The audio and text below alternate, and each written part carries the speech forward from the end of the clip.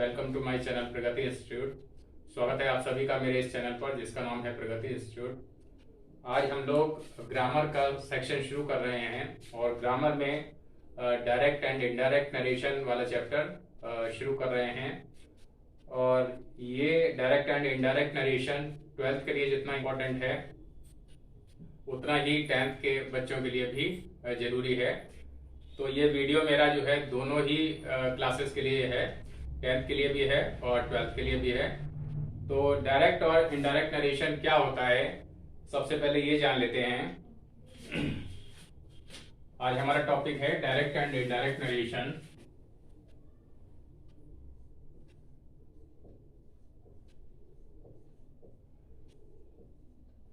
Direct and indirect narration.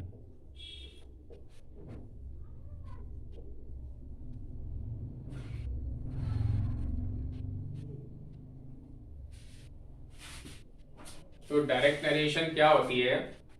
जब किसी की कही हुई बात को हम लोग बिल्कुल वैसा ही लिख देते हैं, वैसा ही कहते हैं, उसके रूप में कोई भी परिवर्तन नहीं करते हैं, तो ये डायरेक्ट नरेशन कहलाता है। जैसे कि एक एग्जाम्पल हम लोग लेते हैं। He said to me,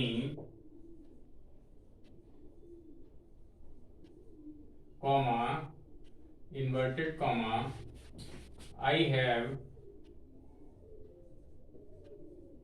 completed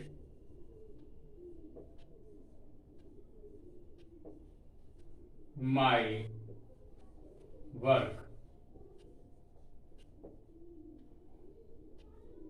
तो ये एक सेंटेंस है। ही सेड टू मी, उसने मुझसे कहा, I have completed my work, कि मैंने अपना कार्य खत्म कर लिया है। तो इसमें जो है ये हमने उसकी कही हुई बात को, वक्ता की यानी स्पीकर जो है उसकी कही हुई बात को हमने ज्यों का त्यों लिख दिया। इसमें कॉमा भी लगा हुआ है, इन्वर्टेड कॉमा भी लगा हुआ है। तो इस तरह से ये जो सेंटेंस लिखा जाएगा इस तरह से, उसको हम डायरेक्ट नरेशन कहेंगे। तो ये चीज हमारी क्या है? Direct narration.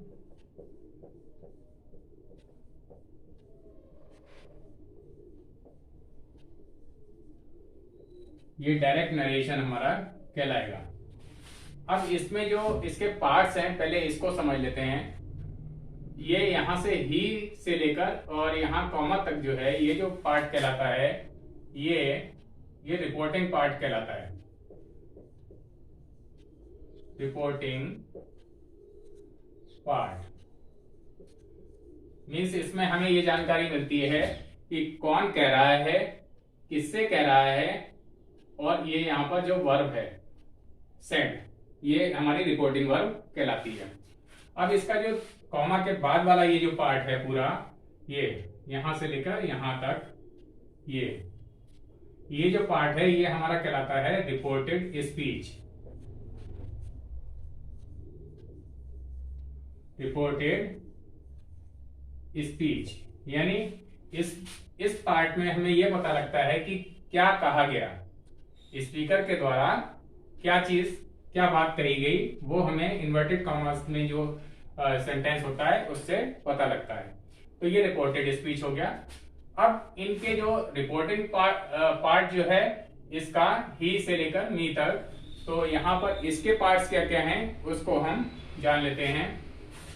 तो ये जो पहला है ही, यानी ये हो गया हमारा स्पीकर। स्पीकर यानी सेंटेंस को कहने वाला कौन है। सेट जो हो गया हमारा, ये क्या हो गया? रिपोर्टिंग वर्ब हो गया। Reporting verb. टू मी ये जो है ये हमारा रिपोर्टिंग पार्ट का ये हो गया ऑब्जेक्ट।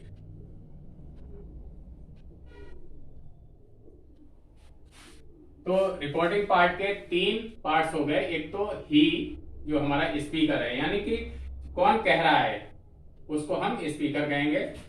जो वर्ब है वो हमारी रिपोर्टिंग वर्ब कहलाएगी। और किससे कहा जा रहा है? मी से कहा जा रहा है, मुझसे कहा जा रहा है। तो टू के बाद जो होगा वो हमारा ये ऑब्जेक्ट कहलाएगा। अब ये जो रिपोर्टेड स्पीच है इसके पार्ट्स के बारे में जान लेते हैं। ये इसका आई क्या हो गया, ये इसका सब्जेक्ट हो गया। हैव कंप्लीटेड इसकी वर्ब हो गई है, रिपोर्टेड स्पीच की वर्ब हो गई। और क्या कंप्लीट कर लिया, माई वर्क यानी अपना काम। तो ये जो है माई वर्क जो यहां से लेके यहां तक है, ये हो गया हमारा इसका ऑब्जेक्ट हो गया, यानी कि हमने क्या कार्य किया।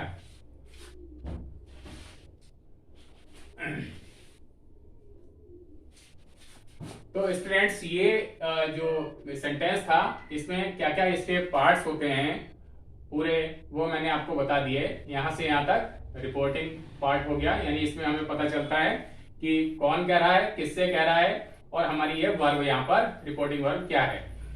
इसमें I have completed my work यानी कि ये इन्वर्टेड कॉमर्स के अंदर जो होती है वो हमारी रिपोर्टेड स्पीच कहलाती है। फिर से एक बार बता दूं, इसमें ये हमारा सब्जेक्ट हो गया, यानी कि किसने काम पूरा कर लिया, आई यानी मैंने, तो ये इसका सब्जेक्ट हो गया। और ये इस हैव कंप्लीटेड इसकी वर्ब हो गई, कंप्लीटेड वर्ब हो गया। माई वर्क इसका ऑब्जेक्ट हो गया, यानी क्या काम कर लिया, अपना काम कर लिया। तो ये इसके पार्ट्स मैंने आपको समझा दिए। अब डायरेक्ट नरेशन की क्या क्या पहचान होती है, एक तो इसमें कॉमा लगा होता है और इन्वर्टेड कॉमर्स के अंदर जो है स्पीच को कहा गया होता है।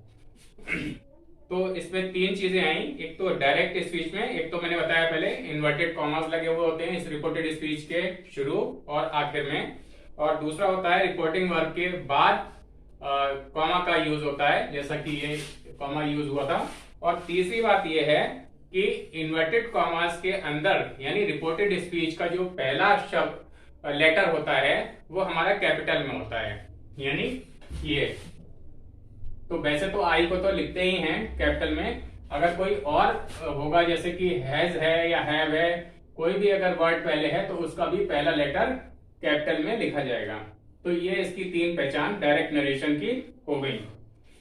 अब डायरेक्ट से इनडायरेक्ट में बदलने के नियम, डायरेक्ट से इनडायरेक्ट में सेंटेंस को कैसे हम बदलते हैं। तो सबसे पहला तो ये है कि ये जो इन्वर्टेड इनडायरेक्ट स्पीच में ये जो इन्वर्टेड कॉमास होते हैं, ये वाला और ये वाला, ये इन्वर्टेड कॉमास नहीं रहते हैं। जैसे कि अगर हम इसी सेंटेंस का अगर इनडायरेक्ट नरेशन अगर बनाते हैं,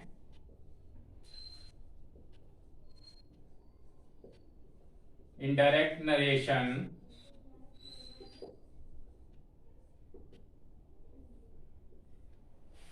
इनडायरेक्ट नरेशन अगर बना रहे हैं तो इनडायरेक्ट नरेशन क्या होती है, जब किसी की कही हुई बात को हम अपने शब्दों में कहते हैं, यानी उसका हम एक सारांश या ब्रीफ में हम उसकी कही हुई बात को अपने शब्दों में कहते हैं, तो वो इनडायरेक्ट स्पीच या इनडायरेक्ट नरेशन कहलाता है। तो इसमें सबसे पहला काम हम क्या करेंगे, जैसे इसी सेंटेंस का बनाते हैं तो ही सेड टू मी ऐसे ही लिख लेंगे, he said to me.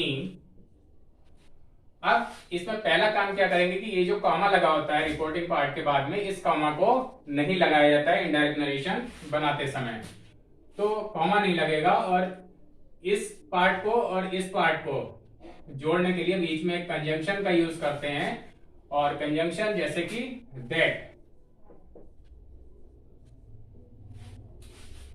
That हमने यूज किया। और ये जो है हमारा आई है, आई हमारा प्रोनाउन है, तो प्रोनाउन के भी रूल्स चेंज करने के क्या है वो भी मैं अभी आपको बताऊंगा। तो अभी फिलहाल केवल इसी सेंटेंस को कैसे लिखा जाएगा उसको मैं बता देता हूं। तो आई है फर्स्ट पर्सन वैसे होता है, इसको हम रिपोर्टिंग पार्ट के सब्जेक्ट के हिसाब से यानी ही के हिसाब से चेंज करेंगे। तो आई को ही से चेंज करेंगे तो क्या हो जाएगा, दैट ही। और दूसरा नियम मैंने बताया था कि इन्वर्टेड कॉमा जो डायरेक्ट नरेशन में लगे होते हैं वो इसमें नहीं लगते हैं, तो हमने इन्वर्टेड कॉमा नहीं लगाया, उसकी जगह पे दैट लगा दिया, और आई की जगह पर ही हो गया। और ही का पहला लेटर जो है कैपिटल ना होके ये हमारा स्मॉल में ही आ जाएगा, ही हो जाएगा। हैव की जगह पर हैड हो जाएगा, ही हैड कंप्लीटेड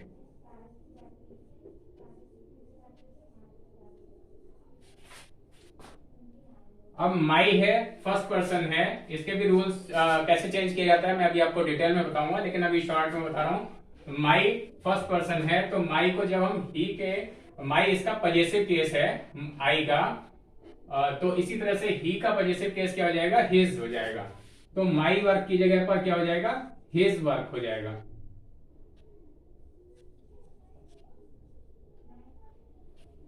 और इन्वर्टेड कॉमा लास्ट में भी नहीं लगेगा। तो ये एक मैंने जस्ट फॉर एन एग्जांपल एक सेंटेंस आपको ये बना के बताया। और अब कैसे कैसे इनडायरेक्ट में बनाते हैं तो उसके लिए आगे बढ़ते हैं। तो सबसे पहले तो आपको एक सेंटेंस की पहचान होनी चाहिए कि डायरेक्ट से इनडायरेक्ट में बनाते समय हम तभी सही से बना पाएंगे जब हमें यह पता हो कि हमें जो सेंटेंस दिया गया है उसका टाइप क्या है। मीन्स टाइप जैसे कि एजर्टिव सेंटेंसेस होते हैं, इंट्रोगेटिव होते हैं, इंपेरेटिव होते हैं, ऑप्टेटिव होते हैं, एक्सक्लेमेटरी होते हैं। तो ये सेंटेंस के 5 टाइप्स हैं और इन्हीं के हिसाब से डायरेक्ट से इनडायरेक्ट में कन्वर्ट किया जाता है। वेल स्टूडेंट्स, तो आप सबसे पहले हम लोग डायरेक्ट से इनडायरेक्ट में कन्वर्ट करने से पहले टाइप्स ऑफ सेंटेंसेस जान लेते हैं, क्योंकि जब हमें सेंटेंस की पहचान अगर होगी तभी हम उसको ठीक से बना पाएंगे। तो सेंटेंस जो है, हमारे टाइप्स ऑफ सेंटेंस कितने होते हैं?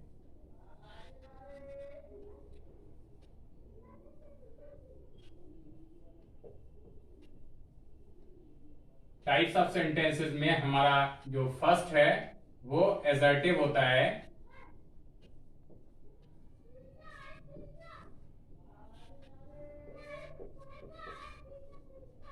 एसर्टिव सेंटेंसेस हो गया। दूसरा जो सेकंड टाइप है वो इंटरोगेटिव।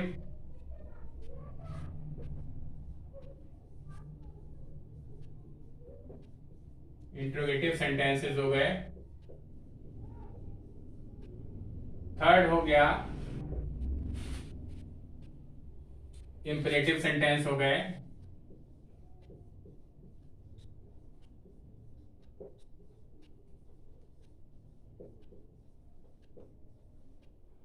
फोर्थ हो गया हमारा ऑप्टेटिव हो गया।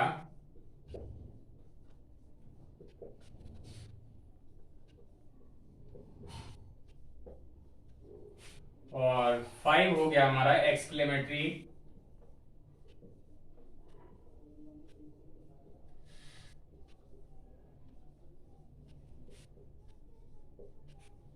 एक्सक्लेमेटरी सेंटेंसेस हो गया। तो ये 5 टाइप्स ऑफ सेंटेंसेस हैं, एसर्टिव, इंट्रोगेटिव, इंपेरेटिव, आदेशात्मक हो जाते हैं, और ऑप्टेटिव और एक्सक्लेमेटरी। तो ये 5 टाइप्स ऑफ सेंटेंसेस हैं। अब सबसे पहले हम लोग एसर्टिव सेंटेंसेस क्या होते हैं और इसमें कैसे इनडायरेक्ट में कन्वर्ट किया जाता है तो इसके बारे में जानते हैं।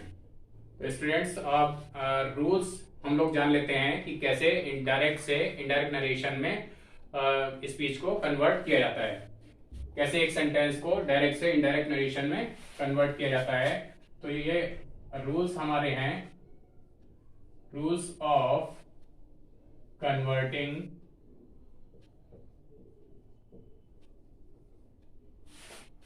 डायरेक्ट नरेशन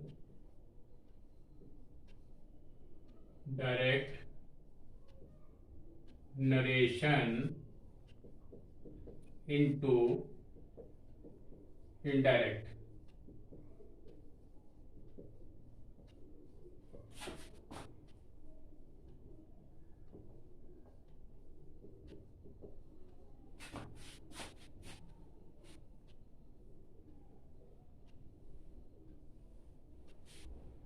तो ये हमारे नियम्स क्या हैं, रूल्स क्या हैं।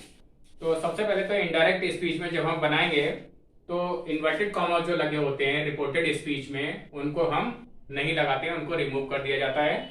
और रिपोर्टिंग वर्ब के बाद जो कॉमा लगा होता है सिंगल कॉमा, तो उसको भी अब प्रयोग नहीं करेंगे, उसको भी हटा दिया जाएगा।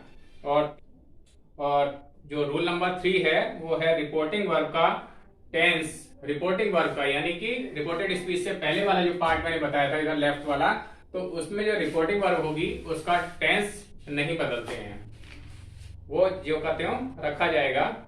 लेकिन रिपोर्टेड स्पीच को रिपोर्टिंग वर्ब जो होती है रिपोर्टिंग वर्ब, उसको हम रिपोर्टेड स्पीच के भाव के अनुसार, यानी रिपोर्टेड स्पीच में जैसा कहा गया है उसके हिसाब से उसको कभी कभी टोल्ड या स्टेटेड या आस्क्ड या रिक्वेस्टेड, कमांडेड या प्लीडेड, एडवाइज्ड और ऑर्डर्ड, इस तरह से हम बदल सकते हैं, इन वर्ड्स में बदल सकते हैं। वैसे जनरली रिपोर्टिंग वर्ब को नहीं बदला जाता है, लेकिन जैसे जैसे सेंटेंसेस होंगे तो उसके भाव के हिसाब से इसको हम इन शब्दों में चेंज कर सकते हैं। एक बार फिर से बताना चाहूंगा कि रिपोर्टिंग वर्ब को हम टोल्ड में बदल सकते हैं, स्टेटेड और asked, requested, commanded, pleaded, advised और ऑर्डर्ड। तो इन वर्ड्स में हम इसको चेंज कर सकते हैं। रूल नंबर 5 है रिपोर्टिंग वर्ब के पश्चात आवश्यकता अनुसार रिपोर्टिंग वर्ब के बाद और रिपोर्टेड स्पीच से पहले, यानी कॉमा और इन्वर्टेड कॉमा के बीच में जब हम उनको रिमूव कर देंगे तो हम एक कंजंक्शन का यूज कर सकते हैं। और वो कंजंक्शन क्या होंगे? दैट लगा सकते हैं, या इंट्रोगेटिव सेंटेंस में अगर बना रहे तो इफ या वेदर लगा सकते हैं, या टू लगा सकते हैं। टू कब लगेगा? जब इंपरेटिव सेंटेंस में जोड़ेंगे उसको, तब टू का यूज कर सकते हैं। अब रूल नंबर 6 क्या है? रूल नंबर 6 में आई तथा प्रॉपर नाउन को छोड़कर, प्रॉपर नाउन यानी जैसे किसी शहर का नाम है, किसी व्यक्ति का नाम है, तो इनके तो पहले लेटर वैसे ही कैपिटल बनते हैं, और जितने भी प्रोनाउंस होते हैं प्रोनाउन में केवल आई, यानी आई को जो है कैपिटल में लिखा ही जाता है। आई और प्रॉपर नाउन को छोड़कर बाकी जो भी रिपोर्टेड स्पीच का पहला अक्षर जो है वो स्मॉल लेटर में कन्वर्ट हो जाता है, स्मॉल लेटर में लिखा जाता है। यानी केवल आई को हम जो कहते हो लिखेंगे कैपिटल में, या प्रॉपर नाउन किसी व्यक्ति का नाम या शहर का नाम है तो वो तो लिखा ही जाता है पहला कैपिटल, और बाकी इसके अलावा जितने भी आएंगे उनमें रिपोर्टेड स्पीच का पहला लेटर जो है वो स्मॉल हो जाएगा। तो ये रूल नंबर 6 बता दिया मैंने। और अब रूल नंबर 7। रूल नंबर 7 में जैसे जो रिपोर्टेड स्पीच के टेंसेस हैं तो उनमें चेंजेस होते हैं, जिनके रूल्स में आगे काफी डिटेल में बताऊंगा। प्रोनाउन में चेंजेस होते हैं, रिपोर्टेड स्पीच के जो प्रोनाउन होता है तो उसमें चेंजेस होते हैं, तो उसके भी रूल्स में अभी आपको बताऊंगा बाद में डिटेल में। और इसके बाद समय अथवा स्थिति की निकटता के हिसाब से, यानी नियरनेस ऑफ टाइम एंड या पोजीशन, टाइम और पोजीशन के हिसाब से जो ऐसे शब्द होते हैं सूचक शब्द, उनमें भी थोड़ा बहुत चेंजेस आते हैं। तो ये रूल्स मैंने बताए डायरेक्ट नरेशन से इनडायरेक्ट नरेशन में किस तरह से कन्वर्ट किया जाता है। और अब अपने अगले वीडियो में मैं आपको कैसे टेंसेस में चेंजेस होते हैं, टेंस किस तरह से बदले जाते हैं, तो वो मैं आपको अगले वीडियो में बताऊंगा। और इस वीडियो को आप शुरू से आखिर तक देख लें, बार बार रिपीट करके देख लें, जिससे आपको पूरा अच्छे से ये चीज समझ में आ जाएगी। और इससे आगे के जो भी मेरे डायरेक्ट एंड इनडायरेक्ट नरेशन के वीडियोस होंगे उनको आप लोग देखना ना भूलें, उनको अवश्य देखें। और अगर अब तक आप लोगों ने मेरे इस चैनल को सब्सक्राइब नहीं किया है तो सब्सक्राइब कर लें, जिससे आपको सभी नोटिफिकेशन समय से और सबसे पहले मिलते रहें। इस वीडियो को आप अपने फ्रेंड्स और क्लासमेट से शेयर करना ना भूलें। अपने इस वीडियो को मैं यहीं पर एंड करता हूँ।